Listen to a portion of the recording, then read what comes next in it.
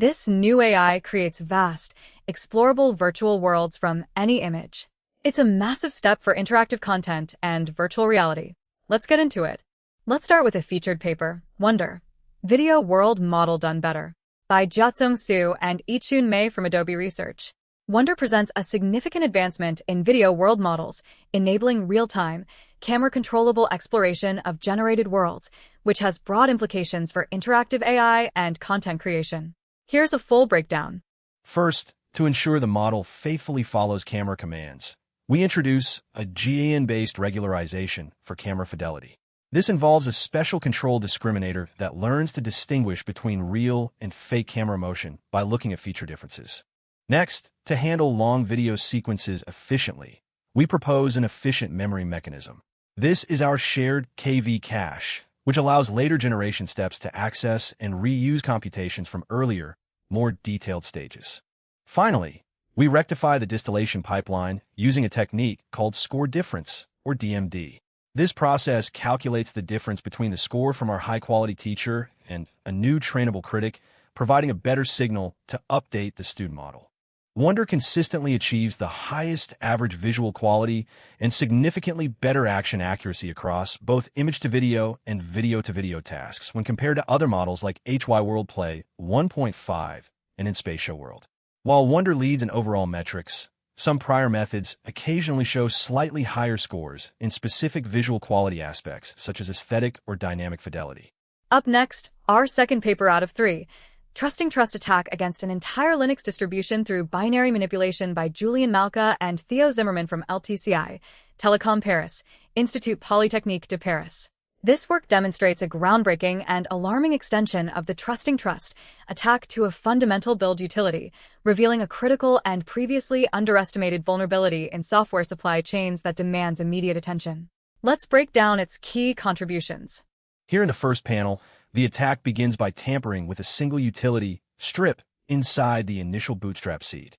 The attacker modifies the binary's ELF header, forcing its entry point to redirect to a malicious .payload they've injected.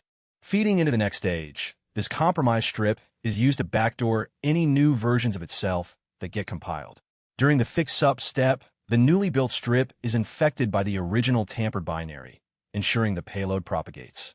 Next, this self-propagating payload proves to be incredibly persistent, surviving the entire bootstrap process.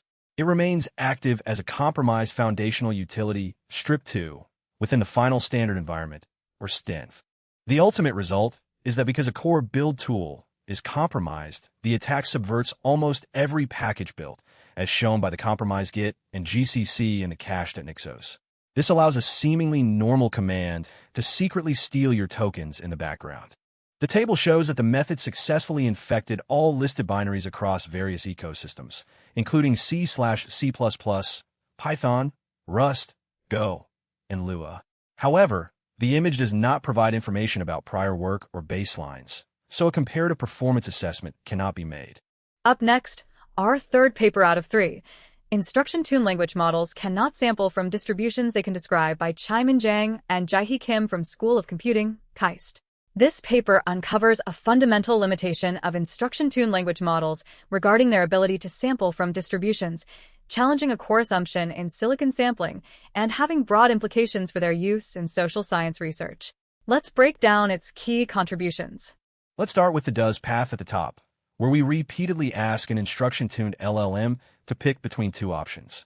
Notice that over 200 calls, the empirical distribution collapses to a single answer, completely missing the intended 70-30th split.